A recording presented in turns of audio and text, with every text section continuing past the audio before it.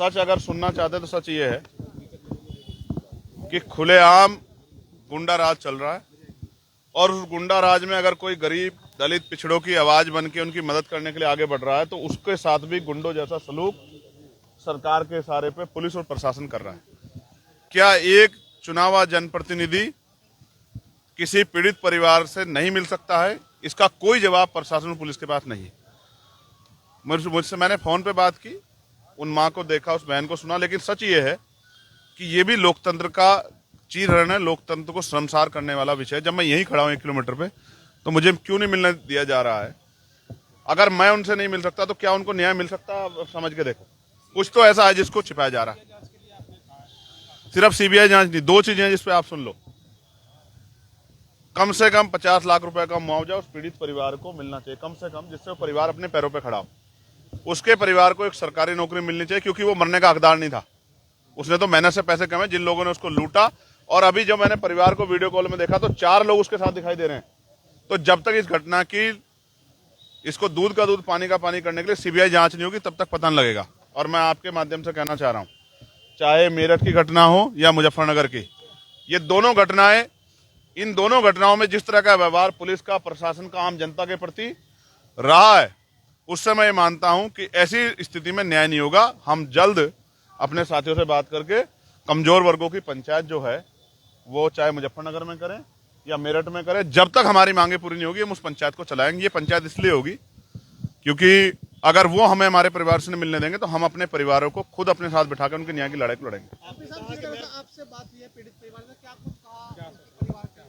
वो अपनी बात कह रहे थे, लेकिन उसके साथ उनकी आंखों से लगातार आंसू भी बह रहे थे, क्योंकि वो इस बात को भी कह रहे थे जब हमारे प्रतिनिधि को हमसे मिलने नहीं दिया जा रहा है तो हमें न्याय कैसे मिलेगा। ये बात उनकी सही है।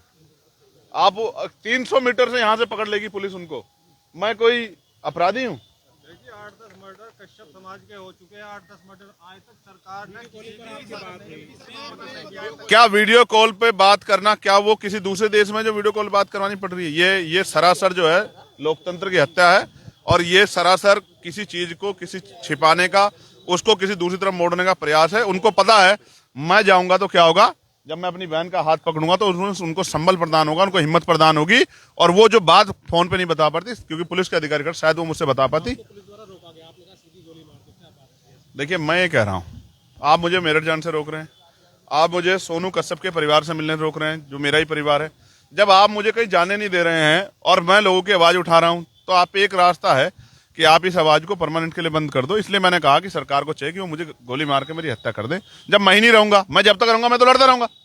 चाहे बुढ़ाने में आप जुल्म करोगे तो भी लड़ूंगा, जब आप यहाँ कश्यप समाज के 7-8 लोगों के मर्डर होंगे तो भी मैं लड़ूंगा, जब यहाँ कपसाड़ जैसी घटना होगी, जब हमारी माँ को मारा जाएगा तो भी मैं लड़ूंगा। तो एक ही तरीका है ना, अगर आप न्याय नहीं देना चाहते तो मेरी हत्या कर दो। आसान ये है, मैं जब तक जिंदा रहूंगा मैं तो लड़ता रहूंगा।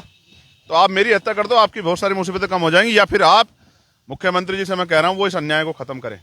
अगर वो अन्याय को खत्म नहीं कर सकते तो उनको कोई अधिकार नहीं ये कहने का कि हमारे प्रदेश में कानून का राज है। आपने ये भी कहा है कि मैं बहुत जिद्दी हूँ, तो इसका क्या मतलब? जिद्दी का मतलब ये है कि मैं कानून की मर्यादा का पालन करता हूँ। पुलिस के लोग कह रहे हैं कि वहाँ लॉ एंड ऑर्डर डिस्टर्ब हो जाएगा, तो हो सकता है रात को फिर आपसे मुलाकात हो। इस बार मुलाकात हो सकता है मोटरसाइकिल से हो या ऑटो से हो, किसी भी चीज से हो, मैं अपने परिवार से मिलूंगा तो जरूर। ये बात ध्यान रखना कि भाई हम महापंचायत करेंगे, आपको पीड़ित परिवार से तो मिलने नहीं दिया जा रहा, महापंचायत पर रोक नहीं लगेगी? अब मैं फिर कह रहा हूँ करो, आएगा ना, पूरा समाज आएगा। आज तुम्हें बिना बताया है ना, पूरा समाज आएगा। देखो मैं संवैधानिक आदमी हूँ, आप न्यायप्रिय किसी बात पे रोकोगे मैं खुद रुक जाऊंगा, लेकिन आप डंडे के जोर पे रोकोगे, गोली के जोर पे, तो इतनी तो हिम्मत नहीं है।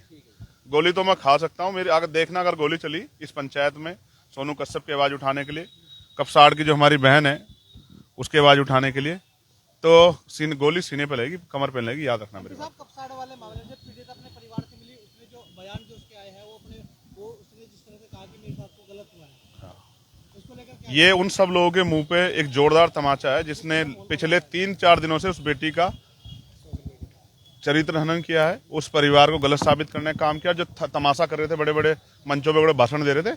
मैं एक बात बता रहा हूँ, ये गरीब समाज बड़ा भावुक समाज होता है। ये अगर इसने मन में ठान ली ना और अपने साथ जो अन्याय हो रहा है उसका बदला लेने की अपने मन में वो कर ली, तो बहुत सारे लोग बहुत सारे सदनों के दरवाजे नहीं देख पाएंगे। याद रखना मेरी बात को। धन्यवाद। आराम से